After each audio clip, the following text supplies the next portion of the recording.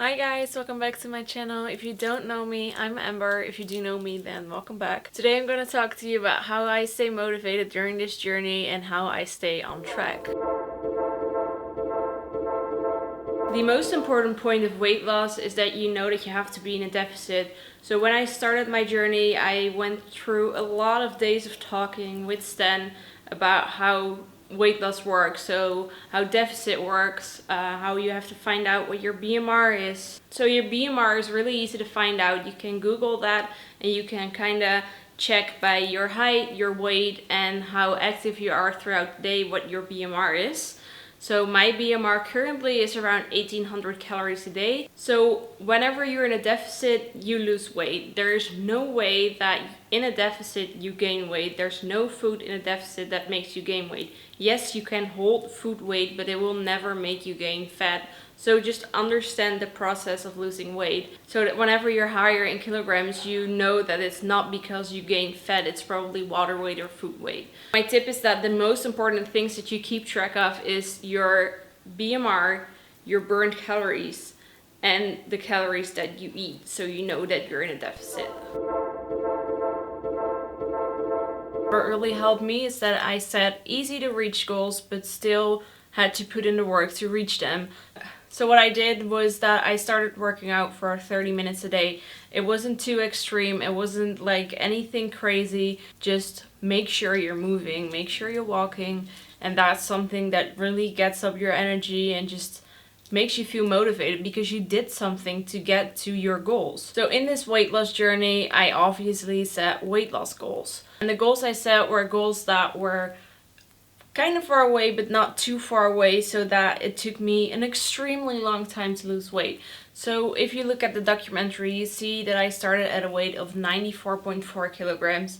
I didn't put my first goal weight at 60 kilograms because that's an insane amount and you will take months to lose that, and you will lose motivation because you haven't reached a goal in that time.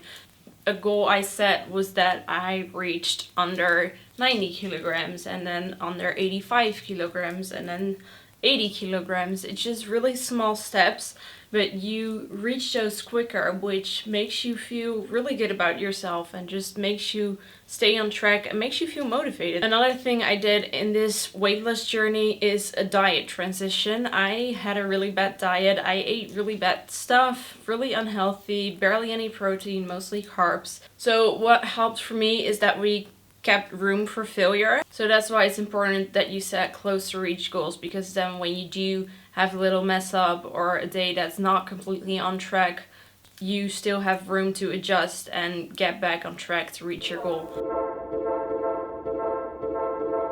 And I have learned that by weighing myself every single day, and that's just not something I recommend you do. There's a lot of things that make your weight fluctuate.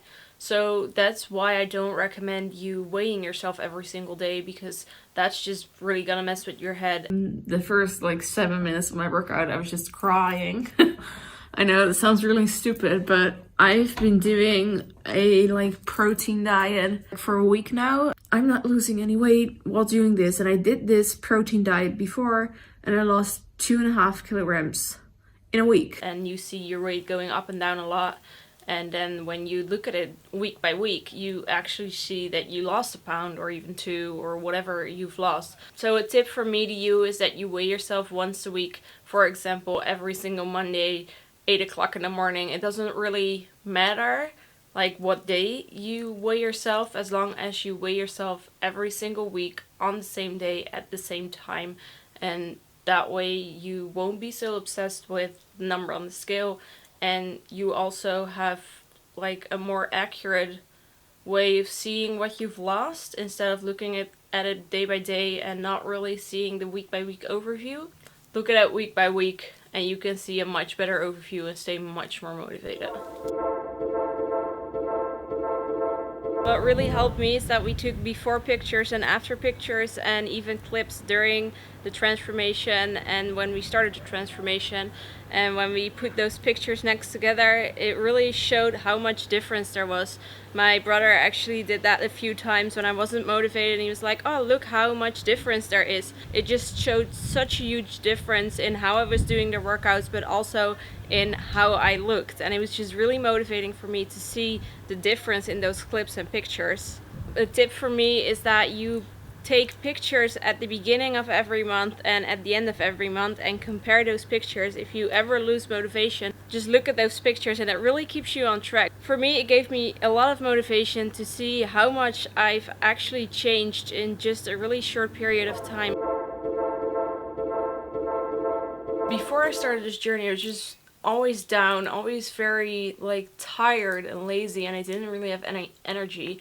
It really helps me to take a step back and reflect on how I'm feeling and evaluate how I'm feeling compared to when I started this. And that's just really something that keeps me motivated, because even though the number on the scale might not change, you might feel way better than you did 2 weeks ago. A tip from me is that weight isn't the only thing that changes. How you feel is so important. There are just a lot of things you have to look at when trying to lose weight, and even though maybe your weight doesn't change for 2 weeks, the way you feel does, and that's just really important. So keep track of how you're feeling, compare that to how you felt when you started, so you don't lose motivation. Might be a little bit of a weird tip, but make sure you are having fun, because when you're doing something that feels more like a task than something that's enjoyable in your life or something you want to incorporate in your lifestyle, it's not something that's gonna keep you motivated. Something that I did is that I found a cardio that I actually really liked without knowing it. A thing I started doing recently, like a month and a half, 2 months ago, is playing soccer with my brother in the backyard every single day for around 30 minutes. So when you find a cardio exercise you like to do every single day, it's really easily burn calories because you're doing something you like without having the feeling that you have to put in a lot of work to burn those calories. Another thing I recommend you doing is that you find a workout that you like. Whenever I started doing workouts, I started with the Bodyweight Master. My brother adjusted a bit for me, but it turned out that I really like doing push-ups and I really like doing squats, and that's just something that keeps me motivated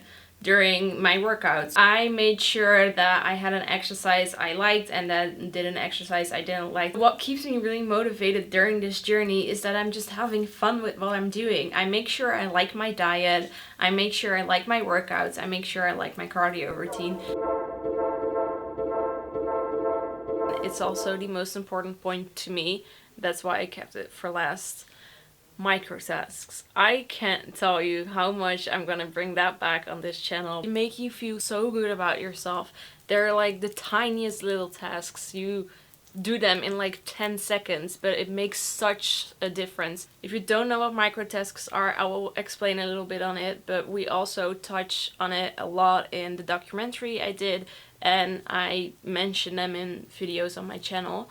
What micro tasks are basically small little tasks that you can do under 30 seconds, I want to say. Those are just small little things that can help you burn a little extra calories, but also help you stay motivated to keep yourself moving and just stay on track. It's just some little tests that slowly make it into your daily routine without you actually even noticing, because after you've done them for a week or two, it's just become routine and just something you do and not even really think about anymore. It becomes a part of a healthy lifestyle. So, micro tasks. Micro tasks. I really hope you guys liked watching this video, and if you did, please leave a thumbs up. If you want to see more of me, subscribe and leave a comment down below about either the video or what you want to see next. I take video suggestions and I would really like to hear what you guys want to see next. See you in the next one. Bye.